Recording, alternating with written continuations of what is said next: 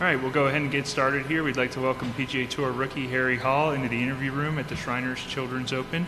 Harry's making his 8th career PGA Tour start this week and 3rd as a member. Harry, you finished T8 here on a sponsor exemption last year. This is a course you're obviously very familiar with. If you could just kind of give us some background on how long you've been playing here, how often you've played it, and just comment on being here playing the tournament. Just want to say it's my first proper press conference. That's pretty cool. I've been playing TPC Summerlin since I came to UNLV in 2015, and we came out here as a team and we played some qualifiers to get into the tournaments, and I've got some good memories just taking it deep around TPC Summerlin. And since I turned pro a couple of years ago, I got Cornfield Tour status straight out of Q school, and everybody's treated me like family here. So played the course probably over 100 times and really excited to get going this week. And this is, like I said, your 3rd start of the season. If you could just comment on your goals in your rookie season on tour. Yeah, I went through them the other day, and I think top 40 on the FedEx Cup is a goal, and playing that Ryder Cup in Rome next year would be really cool. All right, we'll take some questions out here. If you have a question, we'll get a microphone to you. Microphone's back there. Any questions out here? We'll start with Greg right here. Good to see you again, Harry. You too, Greg. So I see you've been paired with Taylor for the first 2 rounds. Can you talk about your history with Taylor together? I mean, you go way back to UNLV. Yeah, when I went to UNLV in 2015, Taylor was a junior, and we spent 2 years on the team together. And you know, he's a great player, and what he's done since he's turned pro has been fantastic. Ever since, you know, we shared a room at stage 1 and stage 2 at Q school together back in 2019, and we played probably every week at Shadow Creek in a little game. So yeah, it's great to be paired with him this week. And also Justin Starr, who's another guy that moved to Vegas a couple of years ago, so hopefully we can get some crowd support. But yeah, Taylor and I have got a bit of history on this golf course. As far as last year, Patrick, who's the tournament director, he was really, you know, tied up between picking Taylor and I for an exemption, and he actually made us pay for it. A 2-man, it was a stroke play event, and it was just Taylor and I, and we played on a Friday a couple of weeks prior to this event, and I managed to beat Taylor by 1 to get into the Shriners last year, and I ended up coming 8th, so that was a big moment in my career. But I always knew Taylor would, you know, be out here one day, and playing together on Thursday and Friday this week is a special moment for me and a special moment for the community and UNLV golf, so hopefully we can get some support and play good golf too. And then I wanted to ask you about the course here, since you're so familiar with it. I was talking to Bobby Weed, the designer, and he said when you step on the first tee, you better put your foot on the gas and never let up for 18 holes. What's the mentality of knowing you've got to make a lot of birdies? I think the last thing that us pros think about is, you know, going out there and having to make a lot of birdies. I think everyone's so good that if we put it in the fairway and we've got a short distance in, that we're just going to make them. And this course allows you to do that at 2,500 feet. The ball travels far, and it's so hot here in Vegas that, you know, we're able to hit a lot of drivers and have a lot of wedges in our hands if you can find the fairway. So as far as going out there and knowing that you have to make a lot of birdies, really we're just going out there to play our own games, and that'll happen if we play well enough. Brian? Hey, Harry. So you've played, I think it said, 8 PGA Tour events, but you've played a high level of golf on the Corn Ferry, etc. What's the biggest thing you've learned during your time playing professional golf? The value of a shot. You know, I was having dinner with a few Callaway guys last night, and the difference between making the Tour Championship and losing your card was 0.9 of a shot, which, you know, isn't that much.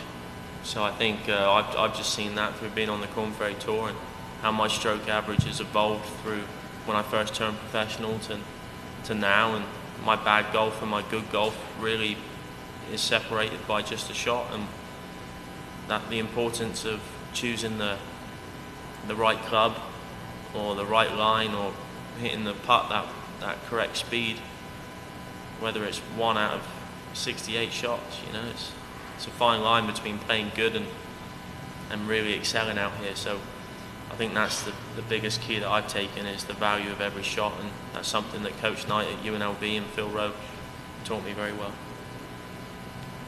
And put into words maybe what the difference between the Corn Ferry and the PGA Tour level is.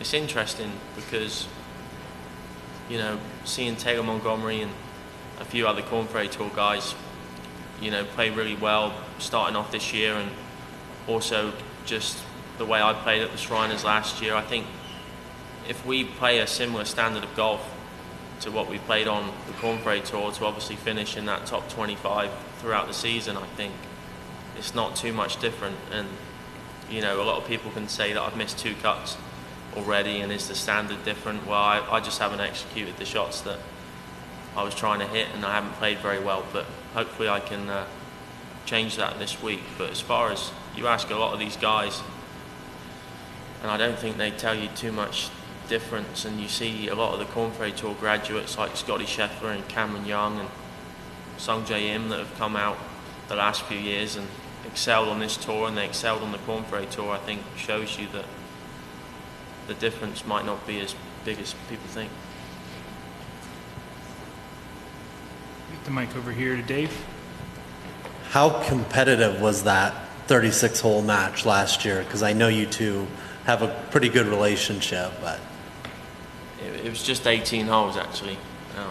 18-hole stroke play to get into the Shriners, and it was pretty mellow at the start. You know, we were joking around, and by about hole 4 we were pretty competitive, and I think you know, we were quite close, both 2 under or 3 under playing 13, and I think I eagled it and Taylor bogeyed it, and I had a little 3-shot cushion going into the last few holes, which was big. And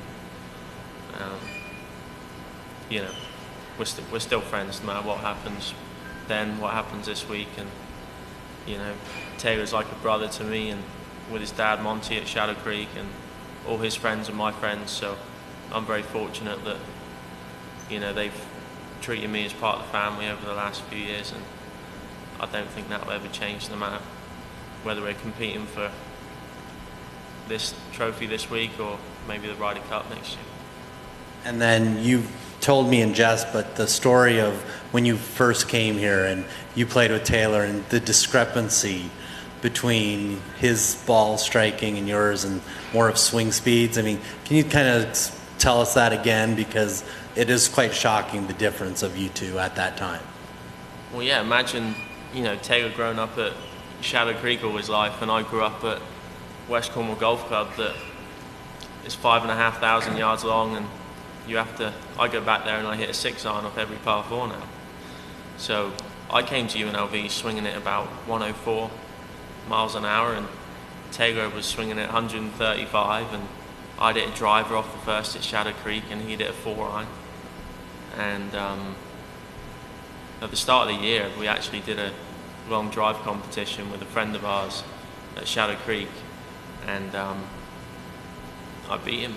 I swung it 126 miles an hour, and that's a part of my game that has evolved since being in America and trying to figure out how to get better. And Taylor's obviously honed it down a little bit just to hit it straighter and find a way to score himself too. So yeah, it's amazing your environment that you grow up in and how that dictates you as a golfer. And it wasn't until I came to UNLV that I learned how to really strike the ball well and hit it high and hit it far. And Taylor kind of had all the pieces of the puzzle when I came, and he just had to learn how to really just hone it down and hit it straight, and he's figured that out. And I've figured out how to hit it further, and you know, hopefully we can both be some of the best players in the world. Ben? Does he understand British humour, or are you able to give him a bit of stick? Yeah, he gives me way more stick than I give him. Yeah, I think that's just part of him being in his comfort zone here in town, and having the edge on me probably as far as age and game. And yeah, definitely over the last few years, just Taylor's pretty clutch when it comes to playing at Shadow Creek, and he's probably a bit scared of me now. I'm probably the only guy that's probably even with him as far as playing him on a regular basis. I wanted to ask, you know, in the old days, in decades past, there was a long sounding board, a long time for rookies and things to sort of get up on tour and find their groove. But in the last 5, 7, even 10 years, it's now come on tour, win. Young guys are not afraid of anything. Is that the sort of mentality you bring in as well? Like, why can't it be me every week? Yeah, that's what I'm not really stressing about the last couple of weeks. It's a long year, especially with the schedule changes, and I've got the game to win on the Corn Ferry Tour, and I've done it twice, and I think that same standard of golf will be very close, and if not, we'll get the job done out here. And as I get older and wiser and better with my skills, then I think I can win out here and hopefully be here for the next 25 years. So I think the Corn Ferry Tour itself has grown as a tour even since when I've been out there for 2.5 years now. So I think the PGA Tour is a great place to be, and no matter what tour you're on, and it really excels you to get the most out of your game. Is there a balance to be made with the new rookie allowance, where you balance between, obviously you can put everything in place, you don't have to worry about certain things now, but also don't get complacent, keep your foot on the floor?